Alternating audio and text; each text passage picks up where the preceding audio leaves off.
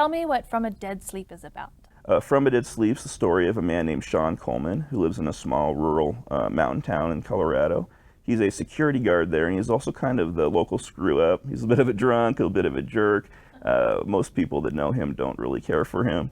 But while he's out in the forest one day, he happens to witness the suicide of a stranger, in which the man's body then falls into a river and it gets swept away downstream.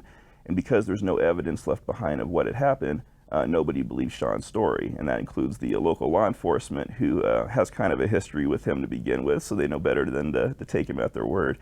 So after being mocked a little bit, Sean decides that he's going to take it upon himself to investigate who this person was and why they did what they did, and in doing so he begins to unearth a lot of secrets that people don't want out there and cause a lot of dangerous situations for people. Let's talk about that, Sean, your main character. Yes. It's interesting how you said he's a little bit of a mess up and he's not everybody's favorite.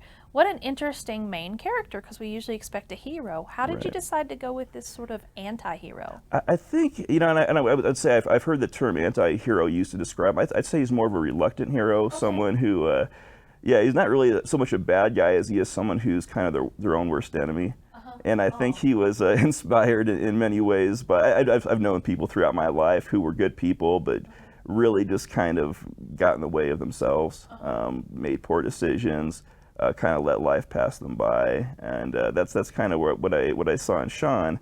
And I thought it was an interesting way to go, because many of the books I've read, you know, the hero of the books, the squeaky clean, handsome person, and there's nothing wrong with that, you know, that's what you usually think of when you think of a hero character.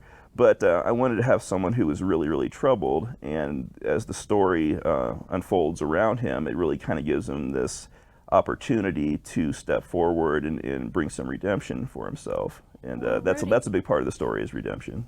We're kind of rooting for him in a little bit different way. Right. A lot of readers I hear back don't really like him at first, and that's kind of by design. He's not really meant to be a likable person. But I think he becomes a sympathetic person the more you read into it, and you kind of get his backstory, and you kind of see what kind of made him who he is. And you know, from there, I think the readers really begin to relate with him as they get to know him more, and they start to root for him as you get into the book. I like that. That's wonderful. Oh, thank you. Your setting's in Colorado, and you're from Colorado. What made you decide to go with what you know? Well, I've always heard the advice, numerous places where people tell you that you should write what you know. And I know Colorado. I've been here since the age of 1. I wasn't born here, but I grew up here, and spent a lot of time in the mountains. I used to go out camping with my family all the time, and you know, even later in life, I take my family now to go camping. I did a lot of it in college and high school, and I feel like I just love the mountains, and I know just from anybody who's gone out camping in the Colorado mountains, it's so vast, and at nighttime there's so many sounds, and there's sort of an eeriness to it sometimes, you know.